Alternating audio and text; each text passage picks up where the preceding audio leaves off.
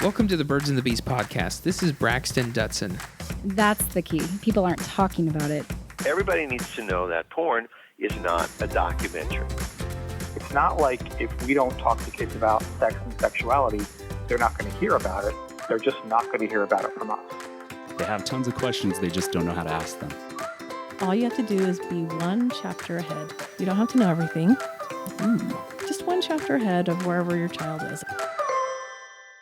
So I caught up with Dr. Tina Schermer Sellers. She's a licensed marriage and family therapist and certified sex therapist through ASECT. She's also an associate professor of the marriage and family therapy program at Seattle Pacific University.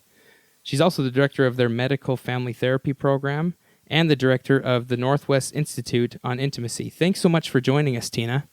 Thanks so much for having me. Well, I'm really glad that you've taken time out to be on the Birds and Bees podcast with me today. Thank you. I'm so glad to be here. So we have you coming up into, well, not coming up, I guess coming down to Utah. We've got September 23rd is when I have you down for being at the Rocky Mountain Sex Summit. Is that right? That's right. Yes, I'm really excited about that. Oh, me too. I think it is going to be wonderful. What is the topic that you plan on talking about, or what are you bringing to the Sex Summit this year? Well, I'm going to be talking about the impact of sexual shame on our lives and how to free ourselves from it so that we can live fully into the gift of our sexuality. And if we're practitioners, how to help our clients live fully into their gift of sexuality, because I don't think we do that very well in America. So nice. That's what I'm going to be exploring with people. Yeah. Wonderful. So you've got a lot of different ways that you've been trying to approach this subject. You've got a blog, you've got the Northwest Institute on Intimacy, as well as a book that you just came out with. Is that right? That's right, yes. I'm kind of hitting it from lots of angles. Yeah, you are. The book's titled Sex, God, and the Conservative Church. And I'm wondering if you were planning on, does the book talk about what you were planning on presenting? Yes, it does. So the whole title is Sex, God, and the Conservative Church, Erasing Shame from Sexual Intimacy. And the book really looks at how conservative religion has impacted us as a culture in a broad sense, and also how it's impacted sort of subgroups of people also. And so the book talks about how the church, the Western church, became sex negative, how it was meant to be sex positive, how it was never meant to be sex negative, how it was meant to be sex positive. Really? How living in a consumer-based culture like we do in America, how that then kind of gets in bed with the Western church ideas and kind of makes sexuality even more challenging. And then it introduces a model for healing, and then it talks about touch and non-touch practices that you can utilize in your life to free yourself out from under the sexual shame that we get when you're in a sex-negative culture, like we actually really have. I know sometimes people think, well, gosh, we have sex kind of all over the place, but yeah. we don't actually have positive sex around us. Like, we don't have comprehensive sex education where we actually get to really learn about it, which is what I would call sex positive. We get all kinds of weird messages, actually, and not a lot of really safe, open places to actually talk about it in the real curious ways we would like to talk about it when we're 2 and 3 and 4 and 5 and 10 and 15 and 16. We just get to kind of talk about it in slang ways and the locker room talk is where it gets to go. Yeah.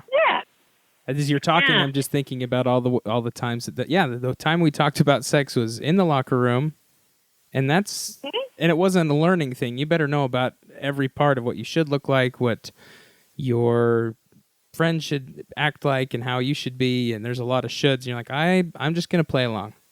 Right. Exactly. Yeah, I'm going to pretend I know what you're talking about or whatever, but not a lot of real life accurate information. So most of us have a lot of secret stories inside of us and a lot of mythology or assumptions inside of us. Most people got their information from media and TV and pornography, but very, very few people in America got actual comprehensive sex, gender, and life and relationship education. And that's really a lot of what we need to do relationships and sexuality in a way that feels liberating and grounding, and in a way that we feel really good about. So a lot of people, I find, feel really not liberated. They feel really kind of covered in tar, covered in shame around their sexuality. So it's not something we've done well in America. And the church has really actually been a part of that. You know, I'll talk to people who are very clearly can tell you that they've been impacted by church and religion in their life. They can tell you that story very clearly. And then I'll have some people will say, well, no, I wasn't involved in the church, but my family was completely silent and shaming around sexuality. And I'll say, follow that silent story back in your family line and tell me, was there somebody that was influenced by the church? And sure enough, they'll go back a generation or two, and they'll find that grandparent or great-grandparent that was very strongly influenced by something or someone in the church. So the church has had a very strong influence somewhere, often. Yeah, well, you're coming to Utah, which has got a very strong Christianity, especially in Latter-day Saint Mormon influence. So I'm wondering, because as in my experience, as we've talked about and worked with clients, that it's almost like there's one side that you're on, or you're on the other side. So you're like, yes, full on, let's talk about sex, let's get it out there, and almost kind of 70s hippie, free sex for everyone. And then it's like, if you're not on that side, you're on the other side where it's very religious, and you're like, no, we are going to stay abstinent until marriage. How do you plan on coming to Utah and building a bridge instead of a right or wrong, creating that dichotomy of I'm right, you're wrong, standstill that we have? Right. Well, I think that there's a third way that we haven't really talked about, and it's not a don't, which is the typical broader church way of talking about it. Don't do this, don't do that, don't, right? And then there's one that's a do whatever you want to, whenever you want to, however you want to, and don't think about the impact on whoever else you might be being sexual with. That's sort of the cultural way, right? That's the do. But I think that there's another way, and it's about what does it look like to learn all about the gift of your sexuality, the gift of your body, how it develops over time. You know, what are all the things that you haven't yet been taught? And then once you learn that sort of scaffolding of information, once you learn that, then what does it mean to honor yourself with that information? And what does it look like if you are in relationship to somebody else? What does it look like to honor an other? And if you are in a faith, what does it look like to honor that faith as well? And to be in conversation about that. So rather than someone else telling you what that looks like, what does it look like to be engaged in that conversation about honor and respect and justice and love? What does it look like to be in relationship to your sexuality, to the beauty and amazingness of your body and the gift of that in a way that feels truly nourishing, truly honoring? And what I have found is that when you help people understand what is so magnificent about their body and you engage them in that conversation, that actually people can give you a lot of very thoughtful ideas about what it looks like to live into that in an honoring way. We've just denied people access to the information, and then we've expected them to follow our direction without any information. And I call that lecturing.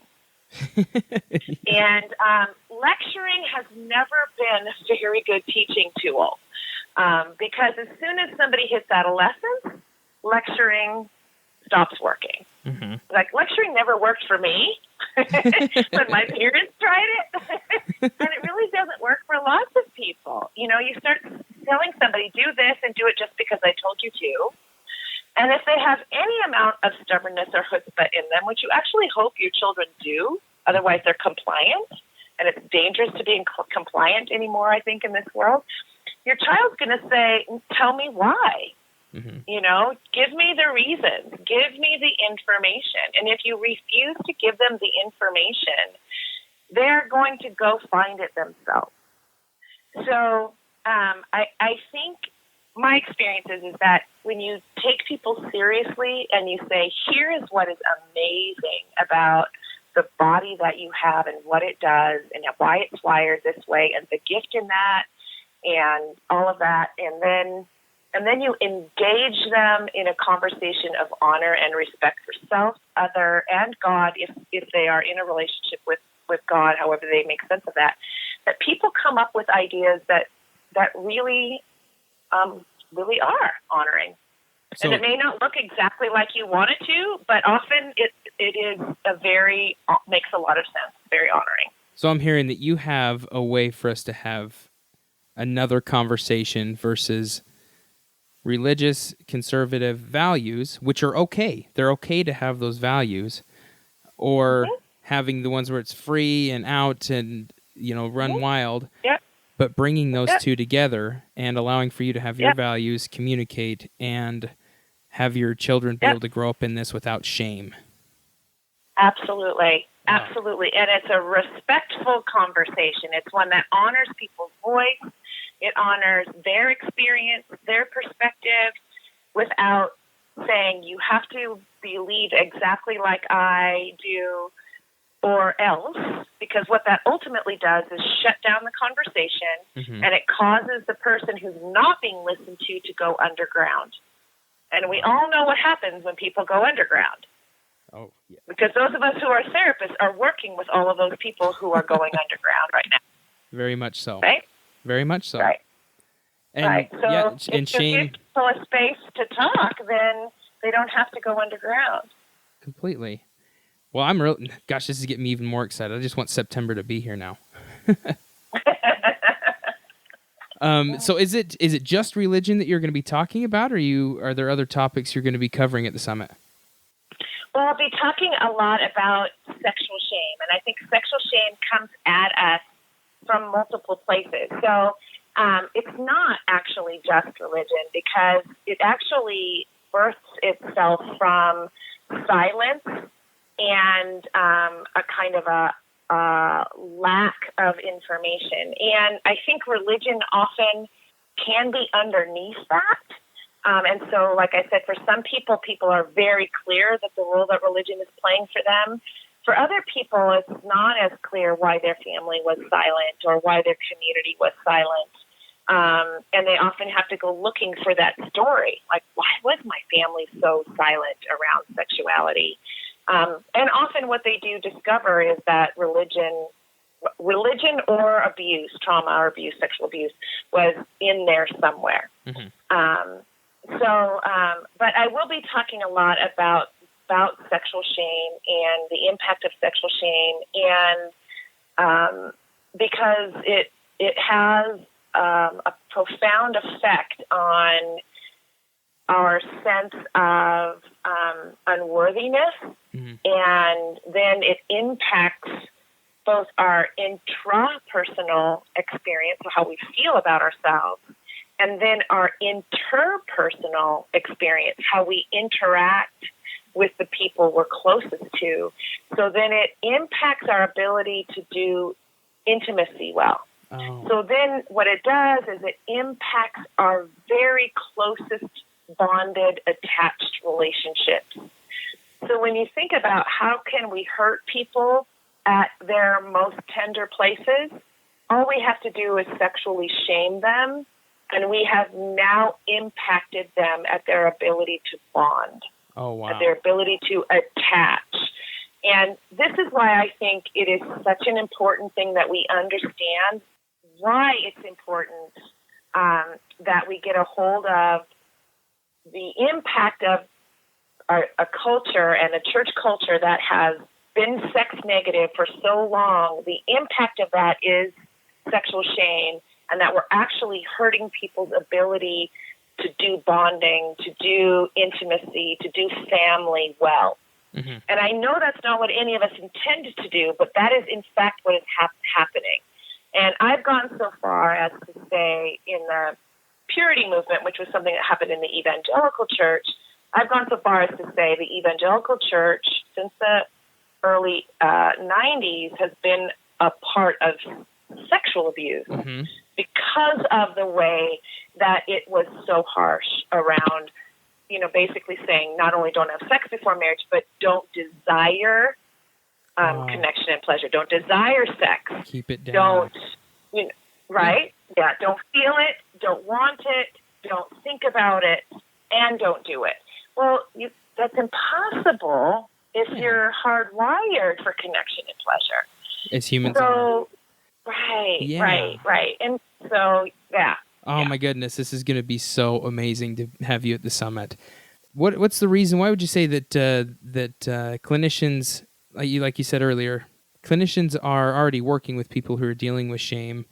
Are there any other reasons why they need to get continued education in sex and shame and religion? Yeah.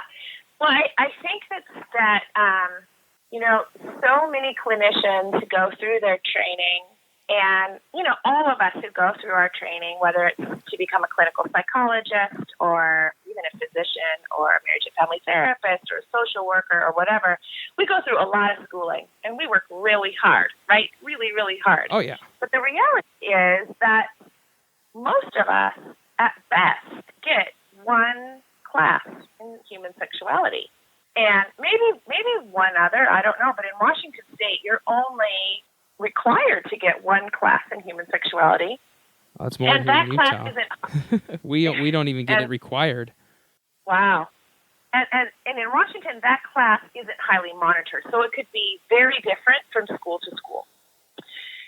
And it is, in fact, very different from school to school. And then if you live in a country that does not have comprehensive sex education, who over the last 30 years has had primarily an abstinence-only, quote-unquote, sex education program like we have had in America, then you have all of your practitioners, primarily, most of your practitioners, your behavioral health practitioners, and your medical practitioners, who have very little sex education.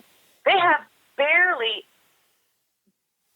hardly anything more than the patients who are walking in their door. And yet our clients are expecting that we are trained psychosocially, spiritually, and sexually. But we're not. We really aren't. And so I really feel that we have a responsibility as therapists to add sexual training to our skill set, to go back to school and get more training in sexuality, and to get some training in what I'm calling spiritual intimacy. So when you are working with somebody who comes from a conservative religious background, that you actually have gotten some training on the intersection of sexuality and spirituality. So you have the cultural awareness, the cultural humility, the cultural competence to work with, say, the LDS couple where they've been married 35 years and he's coming out as a crossdresser. Or you have the evangelical couple who's been married 35 years and he's finally fessing up to the fact that he has a fur fetish or a panty fetish. And you're sitting with the therapist who actually understands how to honor their faith, how to honor how frightened they are, how to absolutely knows how to work with a fetish, or knows how to work with cross-dressing, or knows how to work with polyamory, or knows how to work with somebody coming out as gay, or whatever, does not freak out right, understands these things so that we can actually come alongside people and honor them wherever they are. Yeah, totally. If you want to hear more about what Tina is saying, because we've got a longer conversation ahead of us, sign up for the Rocky Mountain Sex Summit, and you'll be able to get the rest of this podcast for free. The Rocky Mountain Sex Summit is September 22nd and 23rd, 2017, here in Salt Lake City, Utah. You can go and get your tickets at RockyMountainSexSummit.com. This has been another episode of the Birds and Bees podcast. Thank you for tuning in. If you have any questions about the show, comments, or questions you would like addressed in another episode, please give us a call at 385-449-1818. Leave your voicemail and your question, or you can also email us at birdsandbeespodcast@gmail.com or visit us online at birdsandbeespodcast.com.